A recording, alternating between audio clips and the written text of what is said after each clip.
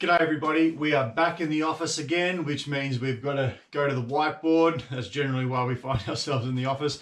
This is another one of those kind of reviews of a review. The reviews of the Chevrolet Silverado have been coming out for quite a while now. The vehicle has been officially launched in Australia and it is on sale. The Walkinshaw Automotive Group, or WAG as I might refer to it as in this review, is rolling these out, being sold at GMSV and the dealerships associated with the Walkinshaw Automotive Group. And the reviews have been coming out and are inordinately positive. This vehicle is rating very, very, very highly. And my frustration with these reviews continue to be, and not just the reviews, the claims of the manufacturer, quite frankly. My frustration with this continues to be that they are deliberately misleading consumers. They just are making claims about their vehicles that practically they cannot do. And especially in this case, we've done this before. We had a look at the Ram 1500. And we've also had a look at the Jeep Utility launched last year as well. This time we're talking the Silverado, and the same thing presents again. And unfortunately, while the automotive media in Australia in some instances, not many, but in some instances are getting better at pointing out the flaws of the towing claims that the manufacturers are making, it's still not reflecting really in them holding any sort of account to the automotive manufacturer making assertions about a vehicle that it cannot perform. This would be done in any other circumstance. It would be. And for a long time, like you could scroll back into, like when was it? It was like mid-2000s. Mid-2000s when Toyota tried to launch their TRD brand, and the media really did not, the automotive media in Australia really did not like the vehicles they were churning out, because they said, well, this is going head-to-head with HSV, and like the TRD Hilux, it's got a supercharger on it, but it's not a performance vehicle. It just isn't. And it's the same thing with any sort of claim you make with that. If you whack a set of sports suspension on something and call it the performance model, the automotive media will rightly call you to account and say there's no additional performance here. It's just suspension. Same thing as any brand that says, oh, here's our performance model, and it's maybe some rims and a spoiler, and that's really all that it's offering. Well, it's not providing any performance. In this case, automotive manufacturers are voluntarily making claims about their vehicles and they're not being held to account on them. So let's have a look at the numbers. The Chevrolet Silverado 1500. Here we go. We've got a couple of vehicles to compare it to. Now, I don't mean to be negative on the Chevrolet. All I'm doing is comparing what the manufacturers themselves, the dealers in Australia, what they are claiming the vehicle can do. This isn't my claims about what the vehicle can do. This is theirs. So, Silverado 1500 has a curb weight 2,588 kilos.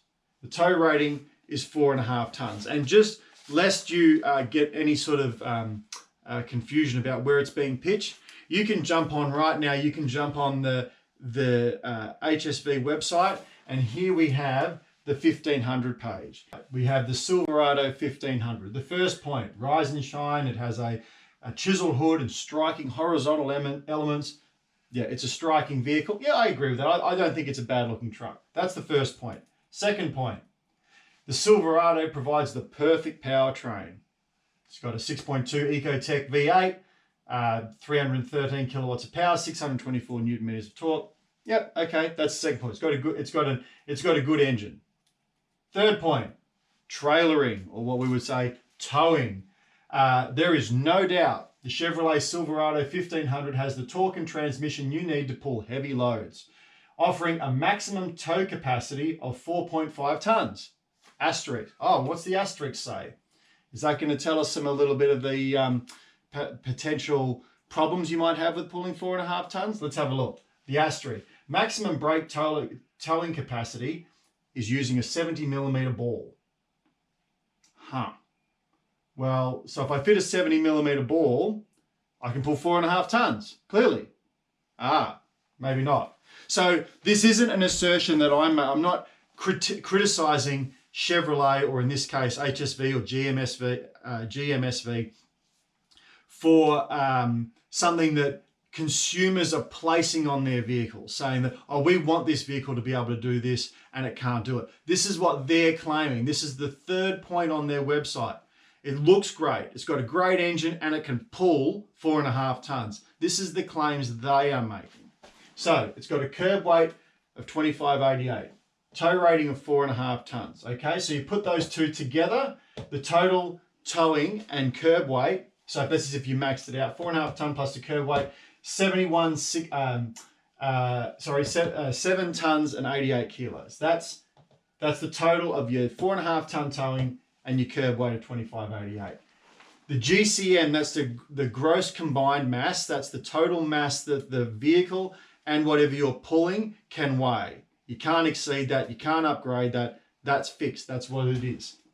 7160. That means you've got 72 kilos spare if you want to pull 4.5 tons. Now, I weigh about 75 kilos, so I can't pull 4.5 tons. I can't. I have to at least deduct 3 kilos off the 4.5 tons. So that means I could, at maximum, with me getting into the cabin, and that's if the specifications factor in a full tank of fuel. If I fill the fuel tank, and there has been assertions made against the Ram 1500 in Australia that the curb weight doesn't factor a full tank of fuel. So if you fill the fuel tank, it actually uses up whatever residual you have before you even get in it. I don't know that in this case. I don't know whether it factors a full tank of fuel. It might. If it does, that's not a problem. If it doesn't, this is another problem. But regardless, I can't pull 4.5 tons in this vehicle. As a driver, I'm not particularly heavy. I'm 6'1", weigh about 75 kilos. But I can't pull 4.5 tons in this vehicle legally. I can't. There's absolutely no possible way that I can do it. I have to weigh under 72 kilos in order to pull 4.5 tons. Now, I would suggest this is a dual cab vehicle. It's got 5 seats in it, right? I would suggest that there is almost nobody who can pull 4.5 tons in this vehicle.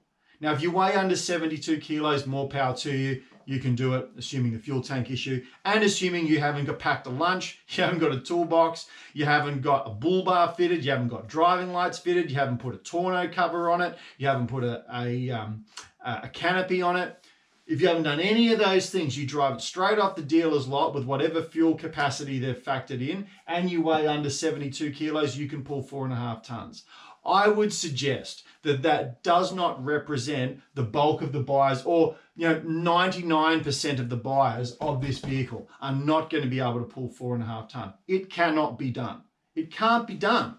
So this is the claim that they're making. They're claiming that they can pull 4.5 tons, but it can't do it. Objectively speaking, it can't do it. Certainly not across time and circumstance. And the asterisk, you can pull up to 4.5 tons. The asterisk needs to say if you weigh under 72 kilos. But you probably don't want to alienate your buyers in case you get some people that are heavier than 72 kilos coming into your dealership, because maybe they'll get a little bit sensitive about you saying, well, actually you can't pull 4.5 tons because you weigh too much. That might not go down so well.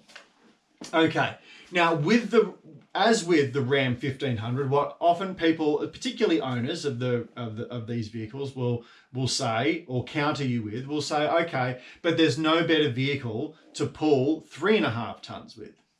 Okay, that might be true. Certainly, it's got plenty of engine. It's got plenty of rolling weight, so that's a good thing. So 3.5 tons, it certainly can pull 3.5 tons. It can certainly pull 3.5 tons. But one of the big comparisons that people will jump to is they want to compare, and this isn't me, this again is in, if you read the reviews that are online, you'll see this comparison made again and again, Silverado 1500 versus Toyota Land Cruiser 200 series. And with one particular reviewer spending particular focus on making that comparison. So if we step it down to 3.5 tons firstly, before we get to a Land Cruiser comparison, if we step it down to 3.5 tons, that shaves obviously a full ton off the expected tow rating. So curb weight of 2588 plus 3.5 tons equals total tow and curb of 6088. If you take that off the GCM of 7160, you get over a ton. 1 ton and 72 kilos. However, there's a little catch in that the GCM, the GVM, the gross vehicle mass of the Silverado is 3,300 kilos. Now, what that means is that you can't take this, your total toe and curb, you can't take your total toe and curb off your GCM. You have to take the mass of the vehicle off the GVM, and that'll tell you what you can put in the car. So that is, yourself, your family, any accessories you fitted on a bull bar, roof racks, tonneau, canopy, bigger fuel tank, whatever accessories you fitted to the vehicle. And, you're probably going to fit something. You're certainly going to fit either a canopy, a tonneau, or you're going to put a steel tray or something on it. You're going to do one of those things because the back of it's open from standard. So you're going to fit one of those things. So you're going to fit some accessories to it. Your floor mats, everything adds weight. And when you add up your luggage, anything that the family and yourself are taking in the car, it doesn't take long to add extra weight. It really does not take long. So anyway, you have to look at the GVM here to see what the GVM is over the curb weight. And that gives you a 712 kilo payload. Okay, 712 kilos is the maximum amount of weight, including anything you fit to the vehicle aftermarket, as stated, canopy, tonneau, bull bar, roof racks, whatever.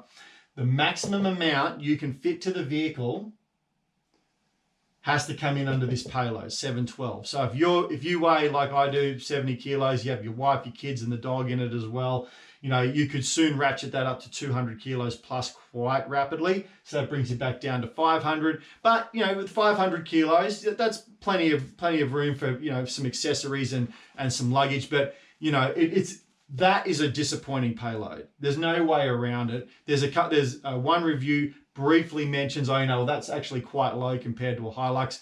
My Hilux will carry a ton.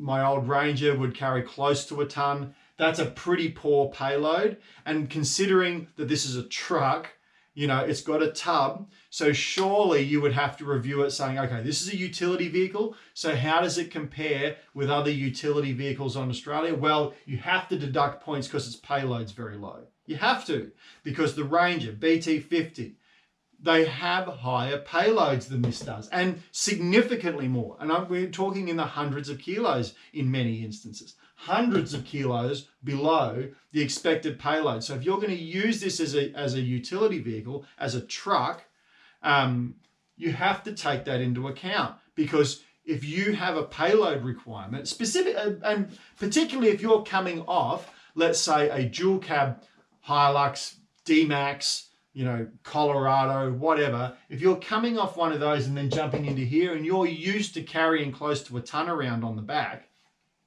well, dropping it back to a 712, which is the maximum that you can put on the tray or in the tub, that's actually quite an impact. That is quite an impact. So that's a pretty poor payload, really. So anyway, so it's not that you jump up to 1072. So what you could do is you could put about 3,800 kilos on the ball, not 4.5 tons, 3,800 kilos on the ball, and then max out your payload, and that's what you could do. And that's assuming, and the payload obviously assumes that that's included all the bodies in the vehicle, so it's yourself and anybody else you're carrying, any accessories and luggage and all that sort of thing. So that has to come in under there. But that's the maximum that you could really feasibly pull, while using some level of payload. Okay, so let's have a look at the comparisons made to the Toyota Land Cruiser 200 series. Now, I don't own a 200 series. I have had one in the past, driven a 200 series many times. I'm not particularly advocating for the 200 series. It's a different vehicle. It's a wagon. It's not a truck, it's not a utility vehicle, and with that comes some advantages, and with that comes some drawbacks. Obviously, the easy one is that it doesn't have a tray, it doesn't have that tub on the back, so you miss that ability to put stuff in the back of it. But the flip side of the coin is the Land Cruiser is a wagon. It can put 7 people in it as opposed to 5 in the LTZ Silverado. That's an advantage. It's enclosed at the back. It's a wagon. It does ride nicer. You know, the 1500 by all accounts rides very well. I've driven the DT 1500 Laramie in the Ram. That's not a Silverado, admittedly, but every utility vehicle, one of the drawbacks is it's got to factor in a payload and it's got to factor in that 4.5 tons, and it does make the back end a little jittery. The 200 series Land Cruiser is a more comfortable vehicle. Generally, these are really well appointed. You got to give them that. They are extraordinarily well appointed. The interiors are a beautiful place to be, but they're different vehicles. But the comparison is made for towing. So let's have a look at that. The Land Cruiser 200 Series Sahara has a 2740 curb weight, 3.5 ton tow rating. Okay, you can't go to 4.5 tons. You know, forget about erroneous tow ratings. You just can't do it. It can't be done. It doesn't allow you to do it. 3,500 is all you can legally do. But anyway, so you add your curb weight, 3.5 ton towing together, you get 6240. You take that off the GCM, which is 6850, and you get 610. 610 is the residual if you max out your tow rating. Now that 610 payload compares to 712 in the Silverado. So that's really what you're gaining. So if you want to push it to its absolute limit, you could put 3.5 tons on the ball here and have a 610 payload. You could put 3,800 kilos and have a 712 payload. So for 10% more towing here, 10% more towing here, you get an additional 100 kilos of payload. But that's really all it is. So 10% and 100 kilos of payload. It doesn't really blow me away, to be honest. Now, if you've got a 3,500 Caravan and then when you fill it's 3,700 kilos, you can't pull it with this. This may be your only option. That's fine. But in terms of just blowing away the 200 series, I actually don't see it on the maths. I actually legitimately don't see it. 10% more towing and 100 kilos more payload, it doesn't just annihilate it. But the problem with it is they say, oh, you know, as at best, these reviewers, what they'll say is, oh, you know, well, there is a limit because it only has 72 kilos. But when you come to the conclusion, but the Land Cruiser won't pull 4.5 tons. Well, I would argue neither will this. Neither will this. It will tow more than the Land Cruiser for sure, but it's a different vehicle. Now, it depends on what you want. If you want a wagon, go here. If you want a utility vehicle, you can go here. And certainly this is a much better, or not necessarily better, leave that to your own decisions, but certainly cheaper option to go here than to go here and then chop it into a dual cab. This is a much better option. This is a diesel option, if that entices you, and certainly, you know, that on the numbers, let's say, it would seem that Australia has a very significant preference to tow with diesels, just on the numbers of cars sold, and particularly because the data is, Toyota stopped selling the petrol 200 series because of a lack of sales, because people were buying diesels. Anyway, no diesel option here, diesel only option, no petrol option here, not unless you go used. I just don't really see it as completely eating it for breakfast, for just completely blowing it away. There is a jump for sure. There is a jump, but it's just, if you need it, if you can use that extra 100 kilos, if you can use that extra 10%, more power to you. That's great. I just don't see it as the 4.5 tons versus 3.5 tons. I don't see that. It's more like 3,800 kilos versus 3,500 kilos, 710 payload versus 610. Do I want a tub? Do I don't want a tub? You know, this is the comparison I think that is more aptly made. So let's have a look at the reviews themselves and let's see what they've said, because the reviews are quite astonishingly positive.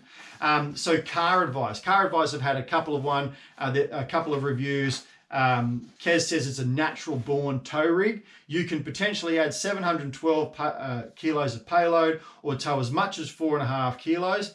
They note you can't do it at the same time on a 70 mil tow ball. So you can tow as much as 4.5 tons. Not if you weigh over 72 kilos. Surely that's worth mentioning. Surely that's worth mentioning, particularly because the review says that it's 8.3 out of 10. Now, if you know car reviews, that's an astonishingly high number. That's really high. That means the vehicle is really good, really good. Now, but for a truck that only has a 712, objectively, that's bad. Objectively, that's poor compared to other dual cabs. Now, admittedly, they might be below its class. They're the traditional Aussie dual cabs, Hilux, Triton, Ranger, BT50, etc. They have higher payloads. So objectively, this is worse. Objectively, just on an objective level. Now, and it also comes to the market saying, by me, I can pull 4.5 tons, which it can't. Surely that would erode some of its rating. Just as if you had a performance car without a car that you build to the market and pitch to the market as a performance car without a performance engine, without performance suspension, someone reviewing it say they might be a very good car, but they're pitching this as a performance vehicle and it's not, so we have to rate it down. But not in this case. Another car advice review, this time by Trent, rates at 8.4, so he goes even higher. He says, towing is unmatched against the regular dual cab brigade. Yeah, I probably agree with that. I think that's probably a fair comment, because if you're looking at, Amarok and Triton and, a Hilux, this will tow better. It's a bigger engine, it's heavier, it's also a lot more expensive. But yeah, I'll grant that. It will do better than that, excluding obviously the Ram 1500 if you wanted to throw that into it. But it says, if you need to tow regularly up to 4.5 tons or lug large items around in the tray with a 712 payload, this is the style of truck you should be looking at. Now, if you read that review, and it's the only review you read, what it says is if you need to tow regularly up to 4.5 tons, this is the style of truck you should be looking at. Surely it is worth mentioning to the prospective buyer that if you're over 72 kilos, you can't pull 4.5 tons. If you decide to fit accessories, you can't pull 4.5 tons. If you're going to take the family, you can't pull 4.5 tons. Not just say, if you want to tow 4.5 tons regularly, this is what you should be looking at. This doesn't help consumers. This is putting consumers in a place. So I've been in, and this is at fault all across the board. This is not directed at what the previously trading Holden or HSV, GMSV, the Chevy Silverado dealers is not directed at them. I've sat in Ranger and Navara and Isuzu dealerships, and they have raved on about the 3.5 ton tow rating and have never taken the time to say, well, look, if you fit some accessories and put the whole family on board, it's actually pretty hard to tow 3.5 ton because you're going to eat up your GCM and you're not actually going to have enough room to tow 3.5 tons. I've been in multiple Ram dealers, and I'm not kidding. I've sat in 3 different Ram dealers talking about the 1500 Express and said, I want to pull 4.5 tons. They've gone, mate, have we got the car for you? The 1500, that's what you want. You want 4.5 tons, that's the vehicle you got to buy. And you can't do it. They don't say, oh, well, have you got family? Yes. Have you got a few kids? You got 3 kids. Okay. You're going to fit in the accessories to it. Yeah, I'm going to put a canopy on. I'm going to put a bull bar on it. Might put a long range fuel tank on it. Might put a lift kit in it. Might put some bigger rims on it. Might put a weight distribution hitch on it. Might put airbags on it. Whatever. And they go, oh, yeah, well, mate, you're not going to be able to pull 4.5 tons then because you're going to eat up your GCM. You're probably only going to be able to tow about, maybe 3,800. I don't tell you that. What they'll do, 4.5 tons, mate, this is what you want. And this is the problem. If you jump straight from this into the dealer, then you have been fully, coerced into thinking that this vehicle can do everything that it says it can do. Okay, exhaust notes review, 7 out of 10. The rear tray can handle 712 payload with a towing capacity of 3,500. If you put 720. The other, or you can go with a 70 mil ball up to 4.5 tons. That alone makes the Silverado and other American pickups hugely attractive. Again, no disclaimer. No disclaimer reviewing the GCM saying, well, yes, you can pull 4,500 kilos, but that's going to be taken away if you weigh more than 72 kilos and you put other things in the car.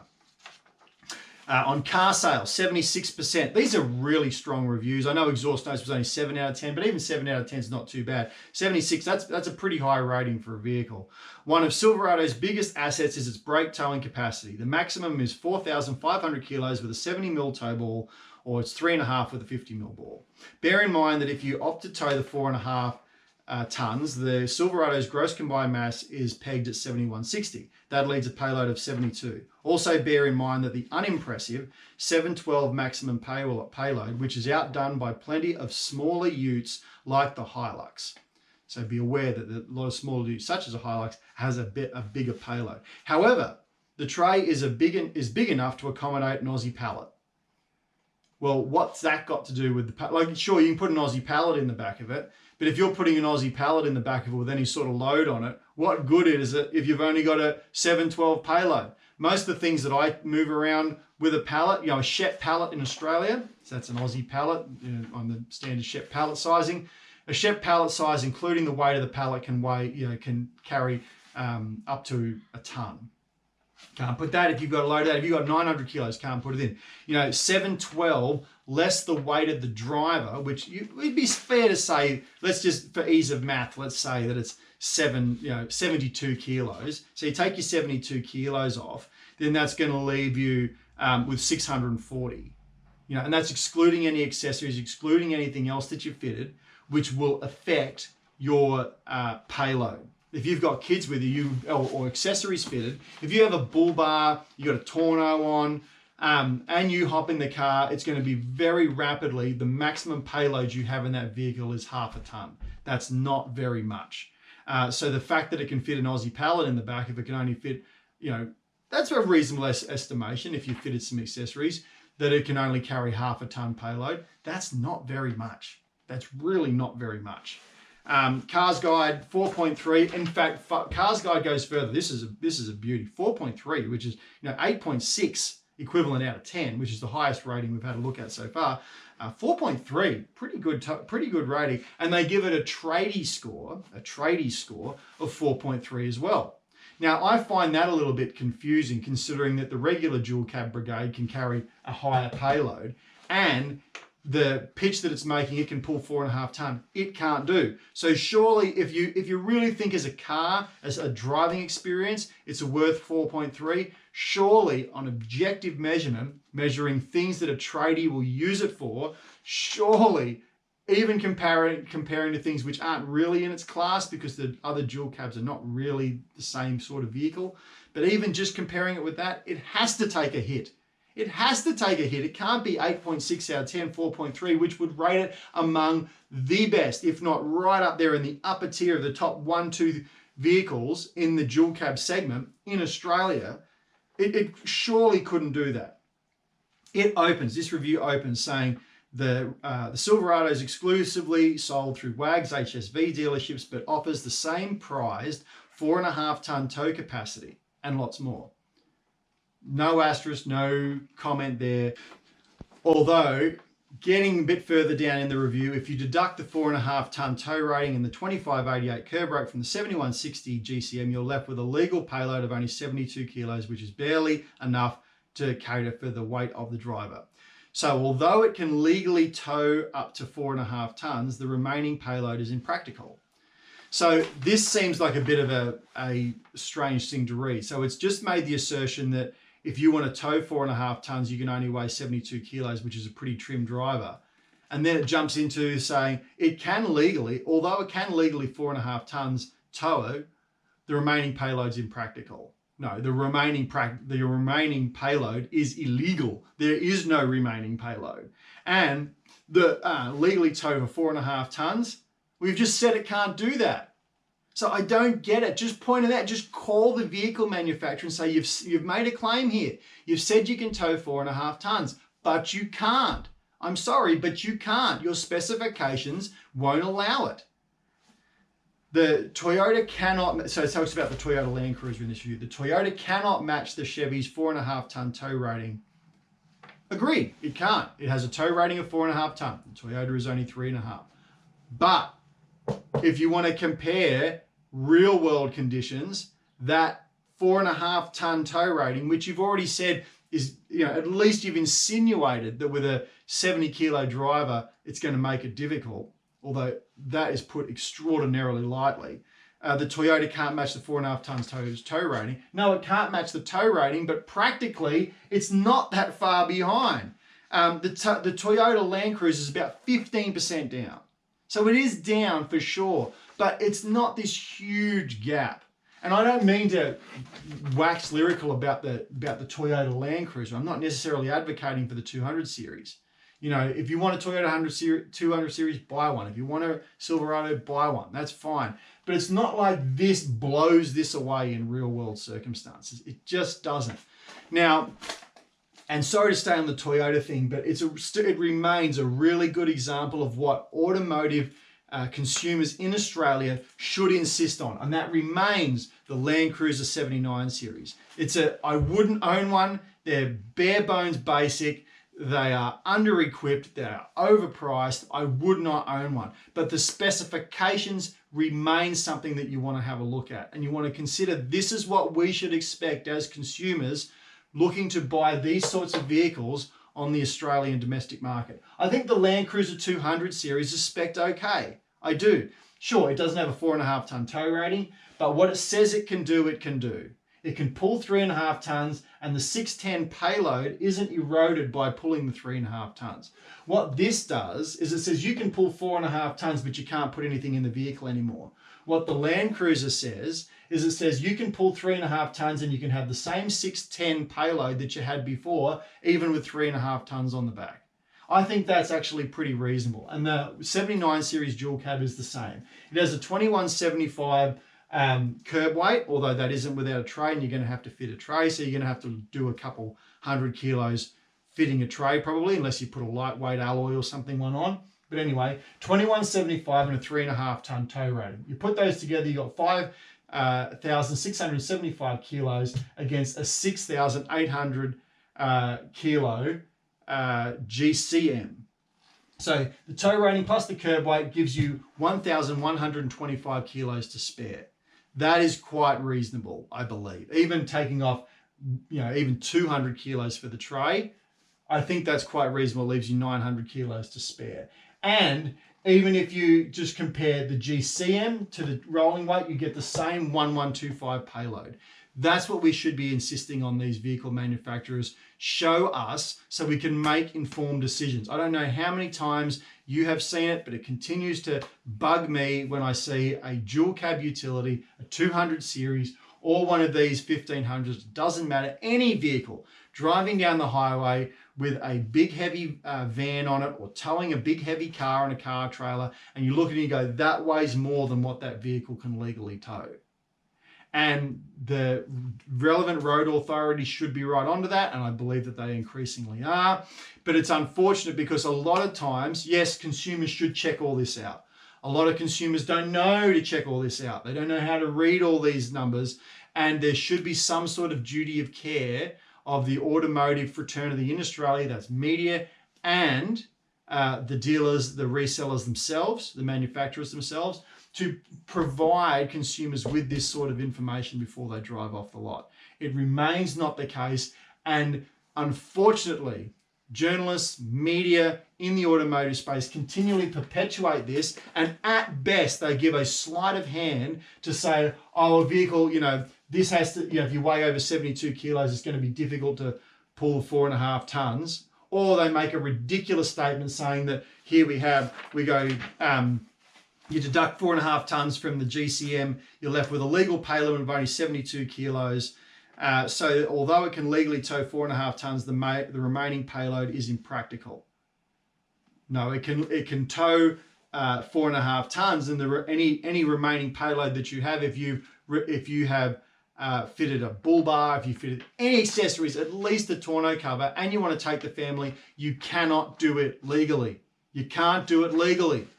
And that needs to be said, because the dealer might not say it. And then the first time the owner finds out about it, they're cruising down the highway with their 4.5 ton van on the back, and they put on a mobile or fixed scales.